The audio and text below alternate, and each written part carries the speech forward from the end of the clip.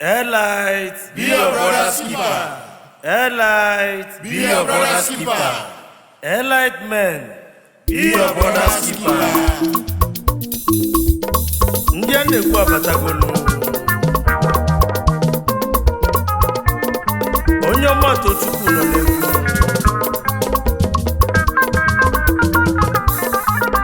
Egwu na mmadụ agba n'ọbụ na-ekwe n'isi.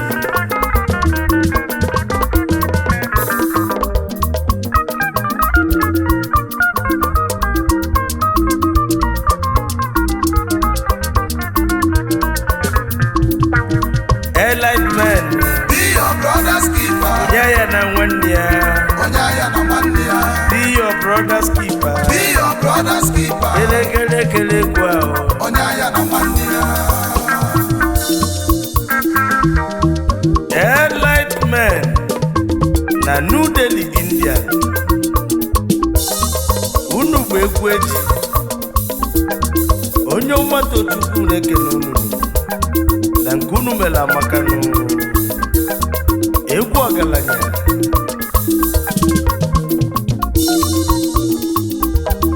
Ndị a na-ekwu nne n'ụwa na fabatagonu. One ndị ka ị na-ekwunu. Airlight ndị ọma. Ndị Airlight Men's Club na New Delhi, India. Airlight ndị ọma. Na-ese na fabatagonu. Ndị Igbo ji bili. Ọ bụ otu pụrụ iche na New Delhi, India. Otu na-eme nwanne. Fananyela onwe aka nye gavaji kalisia na New Delhi, India. Ibu ugo ji bụrụ eze n'ụwa ka ndị Airlight ji bụrụ eze na New Delhi, India. Ebe agava na jebili ndị ọma atụsọ. Mana anyị ga-etinye nwayọọ nwayọọ ife anyị ka ya gba n'ụzọ erikanụ. Airlight men na New Delhi, India. Onye ilo kwụsịa ọ ya gụnye unu ọsọrịa ma ọsọrịa nụ.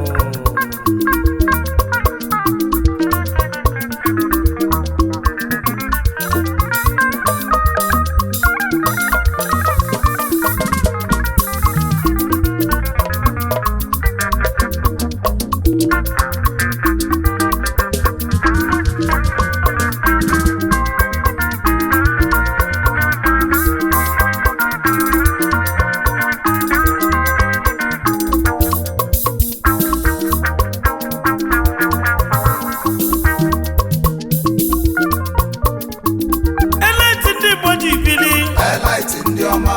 Na New Delhi, India. Ndị Igbo ji bili.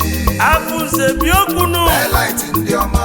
Abụ dike bịa dike. Ndị Igbo ji bili. Airlight amaka. Airlight ndị ọma. Airlight amaka. Ndị Igbo ji bili. Airlight men ndị ọma. Airlight ndị ọma. Unu bi na New Delhi, India. Ndị Igbo ji bili. Unu na-eme ọfụma. Unu na-eme nwanne. Unu na-enyere onwe n'aka. Ndị Igbo ji bili. Ma. Airlight ndị ọma. Ọda. Ndị Igbo ji bili.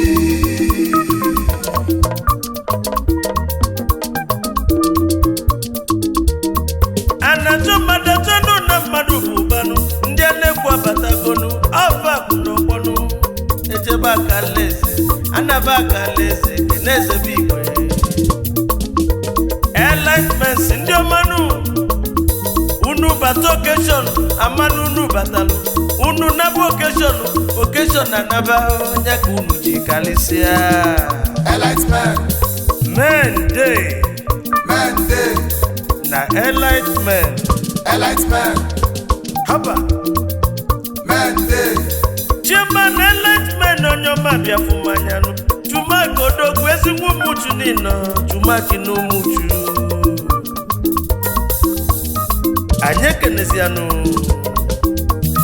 Chairman Airlight men na New Delhi, India. Onye ka anyị na-ekwu maka ya? Chumaki na ụmụchu. Onyeoma na ọ bụ Igbo chairman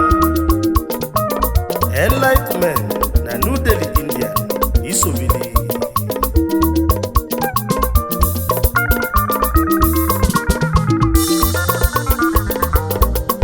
chairman bịali Onyeoma bịafumanya ndị Igbo tibili eze young money bili Onyeoma na ịdị mma ndị Igbo tibili Ezenulu vice chairman ndị Igbo tibili eze young young money ndị Igbo tibili Onyeoma na ọ bụ ya bụkwazi financial secretary nke idebe ọnụ ga-ekwuru aka na-ede akwụkwọ dị ndị Igbo tibili Enlight amaka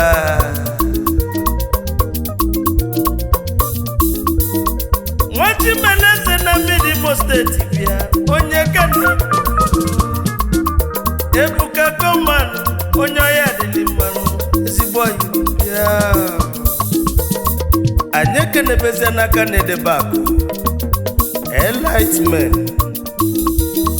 onye ka na-ekwu maka ya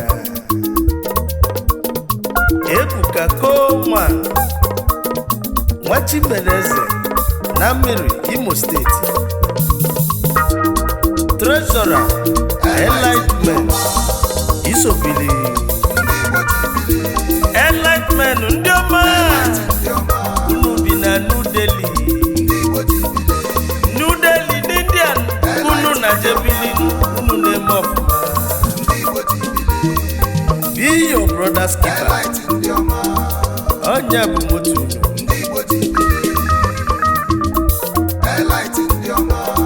Evans Nwekwe onye ọya adịghị mma memba bịa anyị ekenezianụ Evans Nwekwe Onyeoma na ịbụ memba Enlightenment New Delhi, India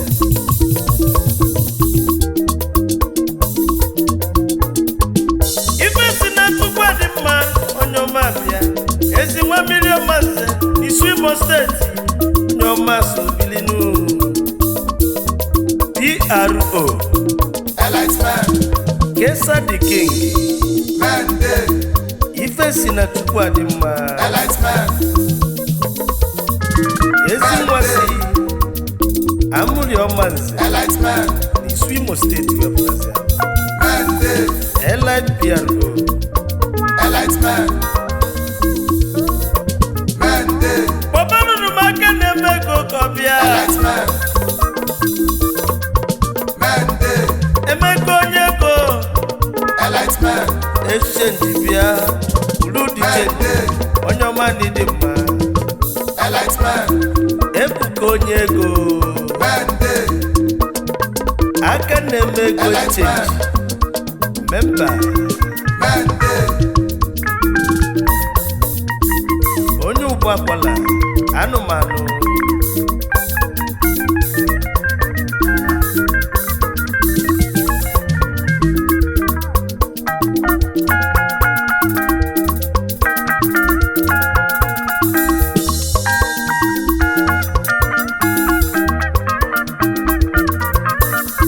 Onyeoma Tochukwu nọ n'egwu nkwa amala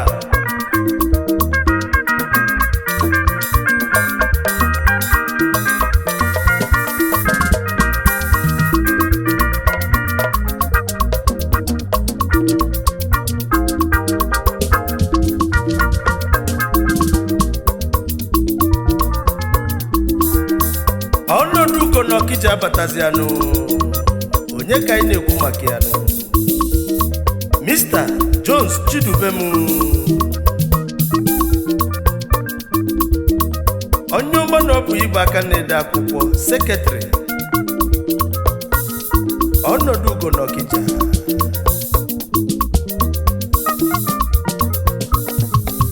kedu unu nwa Chinemelu ka izizi na New Delhi Onyeoma bịafumanya onye ka anyị na-ekwu maka ya Desmond Simple nwa Chinemere nke izizi na New Delhi ezigbo memba anyị anyị ekenezianụ iMac Ifechukwu dere Akwemie nke mbụ n'Ihitokwe Isobi anyị kpọbọ bọọlụ onye kere ibi menukwu bụ bọọlụ onye ka anyị na-ekwu maka ya nwanne m bili anyị Chukwu bụ kapita ọgba bọọlụ bịa anyị Chukwu bụ kapita nwa nkanụ onye bọọlụ na New Delhi India Isobili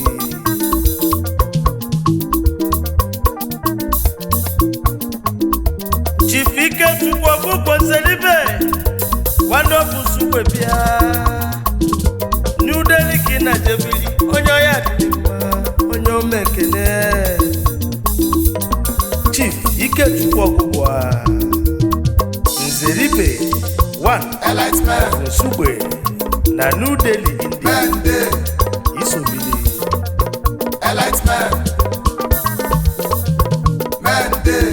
Enlightenment ndị ọma unu zụrụ ụwa niile onye ọ na-enwenye webe onye ọ na-asọnye asụma ọzọ ndị owendị Enlightenmaka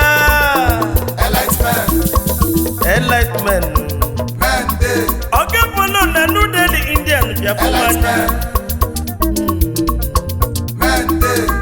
High Chief Paul Omeje n'Enugwu Ezike Ogepolo na New Delhi India onye ọma n'Isobili Enlightenment na maka unu dị mma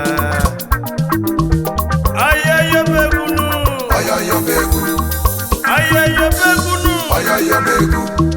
ayayobegu a ka ịgbalị a na-egwu ayayobegu Enlightenment nọ n'ọgbọnụ ndị a na-egwu abatagonu abata n'okeshọn na-enye n'isi ọnaba okeshọn na-anaba Enlightenment na New Delhi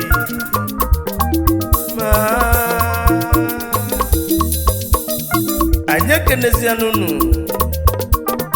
The Don Ifeadigo mbụ na mbụ Ibitolo memba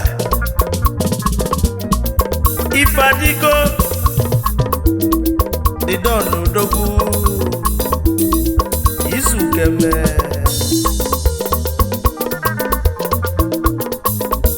Emeka mmadụ baja ochie na Indian ezi nwanne nka onye ọma n'Isobili nụ anyị ekenezianụ Emeka mmadụ baja na nanka ochie na Indian Onyeoma Tochukwu keneli n'egoma asị na-ekwu ada atụ afọ obulu ụzọ ndị Enlightenment na India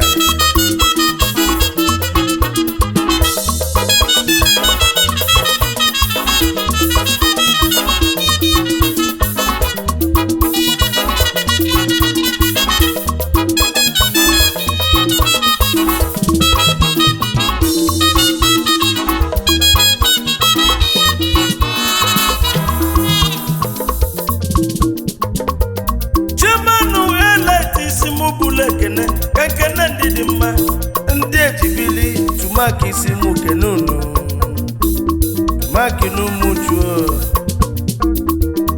anyị ekenezianụ Alhaji Dick Slim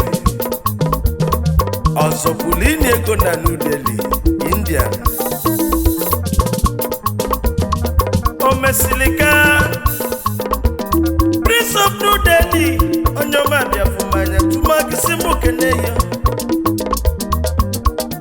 omesilika Prince of New Delhi India